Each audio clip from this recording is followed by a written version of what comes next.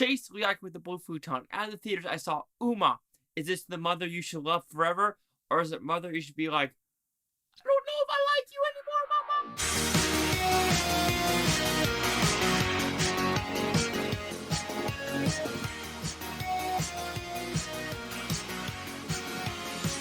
So Umma, what's it about? It's a very simple premise, actually.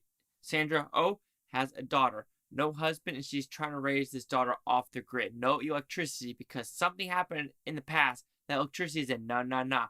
But some from Korea comes from the past, brings the urn of Sandra O's mother. What will happen? Spirits, possession, demons, electricity. Let's find out. So, did I like this movie? I thought it was an okay movie. Don't expect a horror movie though. I know it's produced by Sam Raimi, so a lot of his stuff that he has directed or produced, like Drag Me to Hell, The Grudge, stuff like that, is more the horror genre. This, I would say, is more as a psychological thriller of what happens in the past and the abuse that could come and haunt you, and to see who it affects for the future. So with that, I think going into thinking it's a horror movie and not expecting that, I was more shocked and actually a little bit surprised and more happy, if you want to put it that way, because it wasn't a conventional horror movie. It was more of, a thriller of, what's in the past, who's going to come and get her. But unfortunately, with these movies, the tropes really come out in the third half of the movie of falling in the ground and these weird mystical fox creatures of what really has nothing to do with anything except a scarf in the beginning. And you're like, oh, now this random fox is killing the chickens. But where did this come from? Is it a possessed fox with 17 tails? I don't know. But let's go with the whole scope of the movie. I think the movie looks too dark. This movie is a very, very dark movie, and you're just like, what's happening? I think that's a shadow. I can't really tell. Or you see something in the background, you're like, I think that's a silhouette. I really can't tell. As well as the screenplay. The screenplay, it works for what it's supposed to do for an hour and 23-minute movie. The directing's fine. The acting works extremely well. I think the acting is the best part of this movie. Of everyone is believable. Of, the local shop owner, Sandra the daughter, the local shop owner's niece, and stuff like that. And it is kind of believable of trying to live off the grid and this mother trying to protect the daughter, even though you're trying to wonder what she's trying to protect her from. I think that's the biggest flaw. Yeah, the mother has a bad past of electricity and phone. I'm not going to say phone, but electricity as a whole.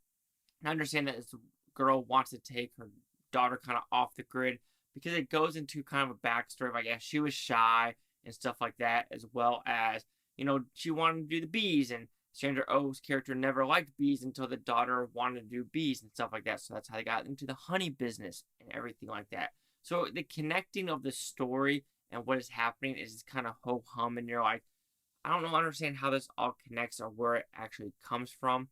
But I do like the backstory of the Korean versus American lifestyle and culture, of how, in the Asian cultures, you respect your elders and you do everything for them.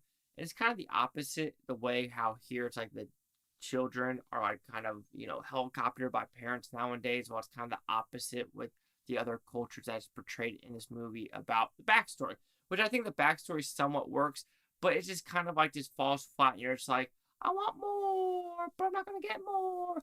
Kind of like the Unholy movie that came out almost the exact same time last year, had Jeffrey D. Morgan in it. So that's basically the biggest similarity. They're both Stage 6 productions. They're both somewhat horror movies. One is called Unholy. This one is called Umma. I was kind of thinking it was going to be a remake of a Korean movie called Mother.